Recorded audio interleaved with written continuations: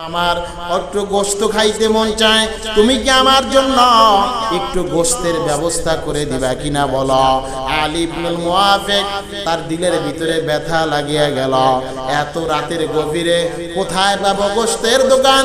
সকালবেলা আমি হজের জন্য রওনা দিয়ে দেব, এখন আমি গোশতের কোনো দোকান খোলা পাবো না। এই বিবি আমার, তুমি ঘরের ভিতরে অপেক্ষা কর, দেখি আমি গিয়ে কোথাও কোনো গোশত তোমার জন্য সংগ্রহ করতে পারি কিনা, আমি দেখে আসি। আল্লাহর বান্দা আলী ইবনুল মুআফিক রাহমাতুল্লাহি আলাইহি গোশতের সন্ধানে ঘর থেকে বের হয়ে গেলেন।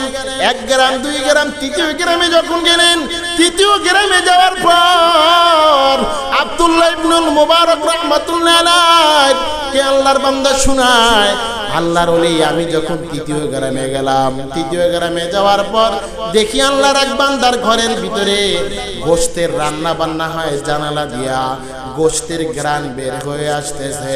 আমি আল্লাহর বান্দার ঘরের দরওয়াজার সামনে গিয়ে সালাম দিলাম।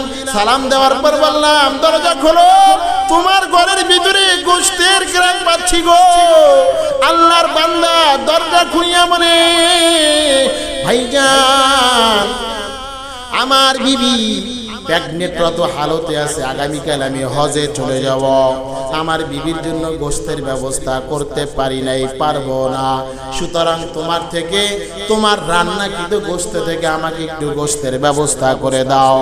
আল্লাহর বান্দাকে এই কথা বলতে দেরি হয়, চোখ দ্বারা পানি ফেলাইয়া দেয় আর ডাক দিয়া বলে, বাবাজি এই যে গোশত রান্না করি, এই গোশতগুলো আমার জন্য হালাল হলেও তোমার জন্য কিন্তু গোশতগুলো হালাল নয়।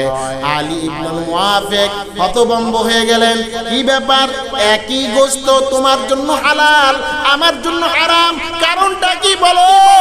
আলী ইবনুল মুআফিক রাহমাতুল্লাহি আলাইহি এবার বলতে লাগলো, দেখো দীর্ঘ 3 থেকে 4 দিন যাবত আমার ঘরের ভিতরে কোনো রান্না হয় না, আমার ঘরের ভিতরে কোনো চাল নাই, তরকারি নাই, আমি কাজের জন্য বের হই কিন্তু কোনো কাজ আমি খুঁজে পাই না, কাজের জন্য বের হই কোনো কাজ খুঁজে পাই না।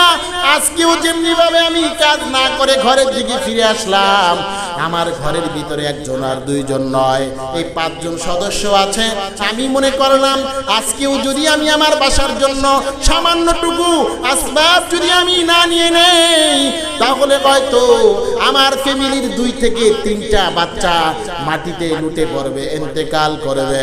এই জন্য আমি কাজ থেকে ফিরার পরে কাজ না পেয়ে যখন আমি রাস্তা দিয়ে আসতেছিলাম, দেখি রাস্তার পাশে একটা মৃত গাধা পড়ে আছে, ওই গাধার কিছু অংশ গোশত কাটার পরে যখন আমি বাসায় নিয়ে আসলাম, আমার ফ্যামিলি মেম্বারের লোকেরা এই কথাও জিজ্ঞাসা করলো না কোথায় থেকে এনেছ, সকলেই খুশি হয়ে গেল। এই গোশতগুলোকে আমি গরম পানির মাধ্যমে রান্না করতে শুরু করলাম।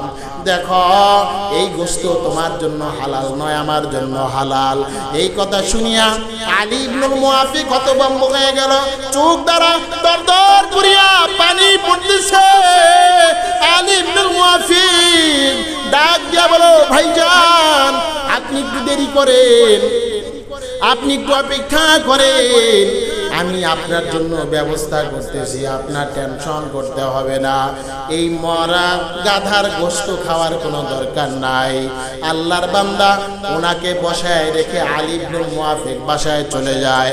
বাসায় চলে যাওয়ার পরে বিবিকে ডাক দিয়া বলে, বিবি রে, দ্রুত ঘরের ভিতরে যতটুকু চাল ডাল যত কিছু আছে আমাকে দিয়ে দাও, আমার হজের জন্য জমাকৃত টাকার পোটলাটাও দিয়ে দাও। আলী ইবনুল মুআফিকের কথা শুনতে দেরি হয়, বিবি ঘর থেকে চাল বের করে দেয়, ডাল বের করে দেয়, টাকার পোটলাটা বের করে দেয়। বের করে দেওয়ার পরে আলী ইবনুল মুআফিক তার বাড়িতে চলে যায়। তার বাড়িতে যাওয়ার পরে চাল আর ডালগুলো তার নিকটে হস্তান্তর করে দেয়, টাকার পোটলাটা হস্তান্তর করে দেয়। কি ব্যাপার, তুমি আমাকে এতগুলো টাকা কেন দাও? এই জন্য দেই, আমি রবের নিকট কসম করেছি এবার আমি হজে যাব না, আমি তোমার নিকট এই কসমের কাফারা দেওয়া লাগবে, তুমি টাকা রেখে দাও, তোমার পরিবার পরিচালনা করো। এবার আমি হজে যাব না, এবার আমি হজে না গিয়ে তোমাকে পরিচালনার জন্য এই টাকা আর এই চালগুলো দিয়ে গেলাম।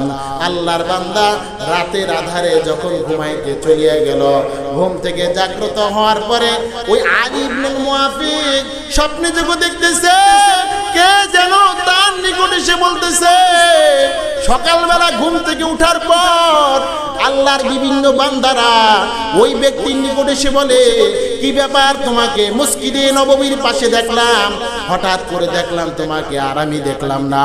দুপুরবেলা একজন এসে বলে, তোমাকে আমি কাবার চত্বরে দেখলাম, হঠাৎ করে এখন আর দেখি না, কি ব্যাপার, কোথায় চলে গেলা, কি বলে আসলা?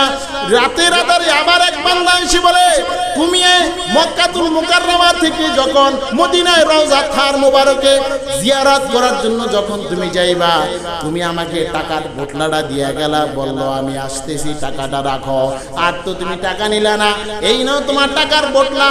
আল্লাহর বান্দা হতভম্ব হয়ে যায়। রাতের আধারে স্বয়ং পয়গম্বর আরবি স্বপ্ন যুগে সাক্ষাৎ হয়, হে আলী ইবনুল মুবারক, আলী ইবনুল মুআফাক, তোমার সাথে যে কথোপকথন হয়, যে সাক্ষাৎকার হয়, এটা অবাস্তব কিছু নয়। তুমি যে নিজের হজের টাকাটা দরিদ্র পরিবারের নিকট হস্তান্তর করে দিলা, এটা মহান রবের নিকট এমনভাবে আল্লাহ কবুল করেছেন, তোমার চেহারার পরবর্তীতে তোমার চেহারার কাটিংয়ে একটা ফেরেশতাকে আল্লাহ পাক মক্কা মদিনা সব জায়গায় সাওয়ার করাইছে, তোমার পরিবর্তে আল্লাহ পাক ফেরেশতার মাধ্যমে হজ পরিচালনা করেছে। বলেন সুবহানাল্লাহ।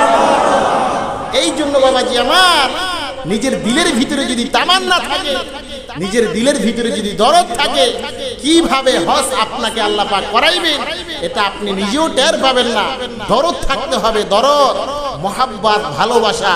রাতের তৃতীয় অংশ উঠে যদি কান্না করা যায়, পরবর্তীতে সরকারের দোয়া স্বয়ং স্বপ্নে যোগে বললেন যে টাকার থলি তোমাকে ফেরেশতার মাধ্যমে দেওয়া হলো, এটা মূলত সেই তোমার গরিব অসহায় মানুষকে দেওয়া টাকা, যেই টাকা তুমি হজের জন্য যাওয়ার কথা ছিলে, এবার তোমাকে তোমার চেহারা বিশিষ্ট অপর একটা ফেরেশতার চেহারাকে ফিটিং করে তোমার চেহারা অপর ফেরেশতাকে দিয়ে হজ করানো হলো, আগামীতে যাতে করে সশরীরে তুমি হজ পালন করতে পারো। এই জন্য আল্লাহ পাক রব্বুল আলামিন এই কুদরতি ভাবে তোমার জন্য টাকার ব্যবস্থা করেছে। বলেন সুবহানাল্লাহ। মুহতারাম হাজরিন, এই জন্য আমাদের দরদ রাখতে হবে, পাশাপাশি আমাদের প্রত্যেককে দোয়া করতে হবে, আল্লাহ হায়াতের জিন্দেগিতে একবার হলেও, জীবনে একবার হলেও মক্কাতুল মুকাররমায় যাওয়ার মতো সুযোগ করে দেন।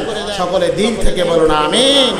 মুহতারাম হাজরিন, আপনাদের নিকট দাওয়াতপত্র এসেছে, বিশেষ করে নারী কমিশনার নামে যে আন্দোলন চলমান আছে, গত বুধবারও ইসলামী আন্দোলন বাংলাদেশের অন্যতম শাখাগত সংগঠন জাতীয় উলামা শেখ আইনবা পরিষদের ব্যানারে ঢাকা কাকরাইলে বিশাল প্রোগ্রাম সেখানে হয়েছে, দাবি দাওয়া জানানো হয়েছে। তারপরেও এখনো রাষ্ট্রের পক্ষ থেকে কোনো ধরনের পরিবর্তন দেখানো যাচ্ছে না, এখনো কোনো পরিবর্তন দেখা যাচ্ছে না।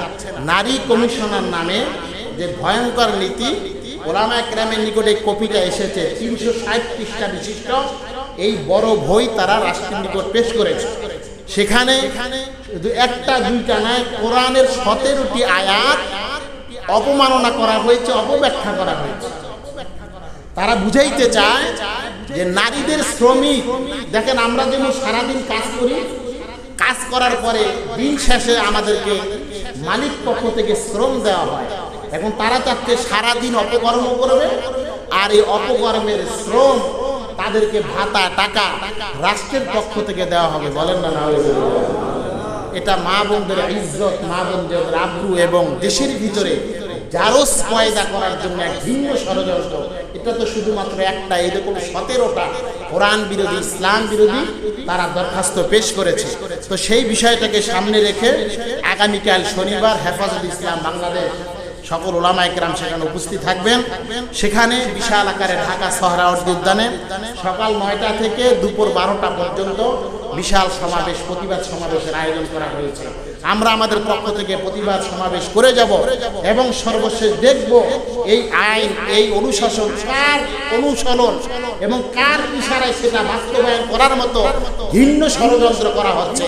আমাদের দেশে তো শুধুমাত্র পতিতালয়ে নারীরাই নাই, আমাদের দেশে পর্দাশীল নারী আছে, কোরআন পড়নেওয়ালা নারী আছে, ইসলাম প্রেমিক নারী আছে, মাদ্রাসা পড়ুয়া মেয়েরা আছে।